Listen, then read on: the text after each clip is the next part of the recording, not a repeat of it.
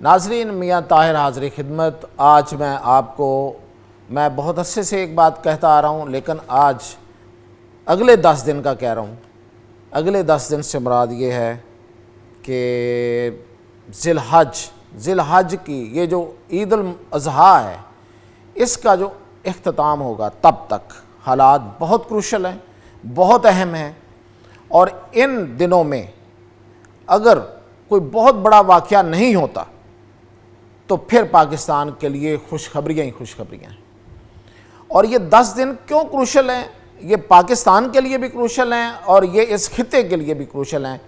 اس کی تفصیل آپ کو بتاتا ہوں، اور 10 دن بعد آخر ایسا کیا ہونے جا رہا ہے جس کی میں آپ کو خوشخبری بھی دے رہا ہوں۔ تو تفصیل کی طرف چلتے ہیں۔ دیکھیں، دنیا میں جہاں پہ نظارت ہوتی ہے، جہاں پہ خوف ہوتا ہے، جہاں پہ ایک ڈر ہوتا ہے، وہاں خوشخبری بھی ہوتی ہے، وہاں پہ بشارت بھی ہوتی ہے۔ تو سب سے پہلی بات تو یہ ہے کہ اس وقت اس خطے میں پاکستان اور انڈیا کے درمیان ایک بڑی جنگ ہو چکی ہے۔ بڑی اس لیے کہہ رہا ہوں کہ یہ واقعتاً بہت بڑی جنگ تھی، بہت مختصر وقت کی، بہت مختصر دورانیے کی ایک بڑی جنگ تھی، جس نے نہ صرف اب بار بار دہرانے کی اس لیے ضرورت پڑتی ہے کہ یہ سند رہے کہ نہ صرف کہ اس نے انڈیا بلکہ پوری یورپین اور پورا امریکہ کی ٹیکنالوجی کو شکست دی ہے۔ نہ صرف اس ٹیکنالوجی کو شکست دی ہے بلکہ ان کے غرور کو زمین میں ملایا ہے۔ ان کی پروکسی، ان کی طرف سے ان کا نمائندہ بھارت جو اس خطے میں ان کے نمائندے کے طور پہ کھڑا تھا، اس کا غرور جو ہے وہ زمین میں ملا دیا ہے، بلیا میٹ کر دیا ہے، زمین بوس کر دیا ہے۔ اس لیے اس کے ابھی اثرات پوری طرح ختم نہیں ہوئے، یہ ایک وجہ ہے۔ اور دوسری وجہ یہ ہے کہ اسرائیل جو انسانیت کا دشمن ہے، اسرائیل جو اسلام کا دشمن ہے، اسرائیل جو اس پورے خطے کا دشمن ہے بلکہ پوری دنیا کا دشمن ہے، وہ بھی اگلے 10 دنوں میں کچھ ایسی حرکت کر سکتا ہے۔ اس لیے کر سکتا ہے کہ اس کی نظریں ایران کے ایٹمی پروگرام پر ہیں، اور وہ اس کو اس وقت غزہ میں اس نے 80% سے زائد قبضہ کر لیا ہے۔ اس نے جو دشمن بنا کے پیش کرنا تھا اس نے کر لیا۔ اب اس کے پاس کوئی دشمن نہیں ہے، دشمن کے طور پہ پیش کرنے کے لیے اس کے پاس کچھ نہیں رہا، تو وہ ایران پر حملہ کر سکتا ہے۔ امریکہ اس کا ساتھ نہیں دے رہا، امریکہ کو ریالٹی کا پتہ ہے، امریکہ کے پاس اب کچھ رہ بھی نہیں گیا۔ میں بڑے کلیئر کٹ الفاظ میں کہہ رہا ہوں، امریکہ سے دنیا کی سیادت، امریکہ سے دنیا کی قیادت چھن چکی ہے، اور وہ جس طرف منتقل ہو رہی ہے میں ابھی اس کا بھی بتاتا ہوں۔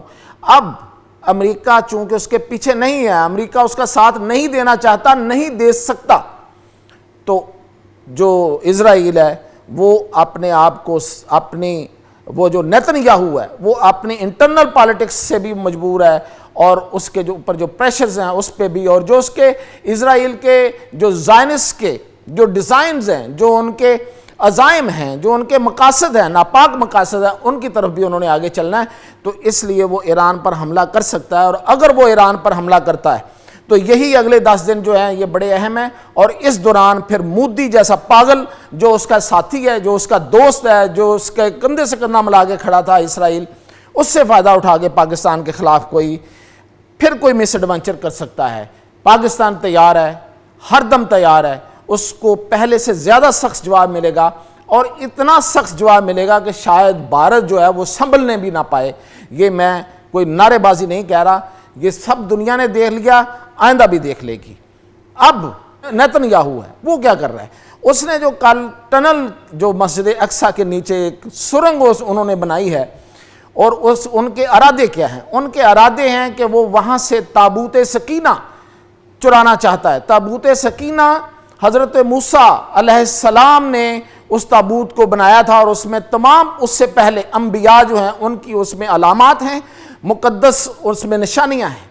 وہ تابوت سکینہ آخری دفعہ صلاح الدین ایوبی نے اس تابوت سکینہ کو کہیں پہ چھپا دیا تھا، اور اسی علاقے میں چھپایا تھا، اس لیے کہ اسے پتہ تھا، کیونکہ یہ احادیث یہ بیان کرتی ہیں کہ یہودی اس کے پیچھے رہیں گے، اور جس کے پاس وہ تابوت سکینہ ہوگا اس کو فتح نصیب ہوگی۔ اس لیے یہودی اس کے پیچھے ہیں، یہ صہیونی ہیں، یہ اس کے پیچھے ہیں۔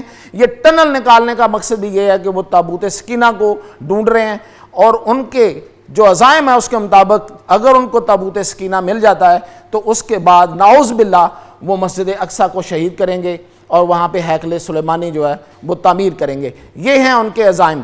تو یہ جو وہاں سے ٹنل کھودی گئی اور اس میں کھڑے ہو کے اس نے جو وہاں پہ بکواس کیا، اس کی پوری دنیا نے ہمارے دفتر خارجہ سمیت اس کی مذمت کی ہے، اور جو اصل دنیا کے لیڈرز ہیں ان کو پتہ ہے کہ یہ کیا ہونے جا رہا ہے، وہ بھی سوئے نہیں ہیں. اس لیے یہ اس خطے کی لڑائی پہلے اور اس کے بعد پھر اس کی طرف بھی جائیں گے. تو یہ جو 10 دن ہیں عید الاضحیٰ کے اختتام تک دعا کیجئے کہ یہ اچھے سے گزر جائیں. اس کے بعد پاکستان کے پاس اچھی خبریں ہیں. پاکستان پرواز کرتا ہوا نظر آئے گا اور اس خطے کا لیڈر نظر آئے گا آپ کو. یہ میں بڑے دعوے سے کہہ رہا ہوں کیونکہ امریکہ دنیا کی قیادت سے محروم ہو گیا اور اس قیادت کو چھین لیا ہے چین نے، اور چین کے بعد ہمارا ہے، دوسرے نمبر پہ ہم ہیں، پاکستان ہے. اس لیے کہ پاکستان اس خطے کا سب سے اہم ہے. یہ ایک رستہ ہے، یہ ایک چوک ہے، ہر ایک کو یہاں سے گزر کے جانا ہے.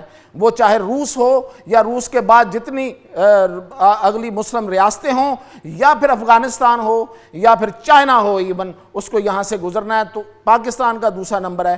یہ 10 دن ہیں. ان 10 دنوں کے بعد آپ دیکھیے گا یہ جو دورے ہو رہے ہیں اور اس کے بعد بھی یہ دورے جاری رہیں گے، ان کے نتائج اتنے اچھے آئیں گے کہ خوشخبریاں ہیں. پاکستان اعلیٰ سے اعلیٰ مقام حاصل کرنے جا رہا ہے اور پرواز کرتا ہوا نظر آئے گا. یہ اچھی خبر بھی ہے اور اس سے پہلے ایک خوف بھی ہے، ایک ڈر بھی ہے، لیکن انشاءاللہ اس وقت سے ہم نکل جائیں گے. یہ تھی اب تک کی اپڈیٹ. مزید اپڈیٹ کے ساتھ حاضر ہوں.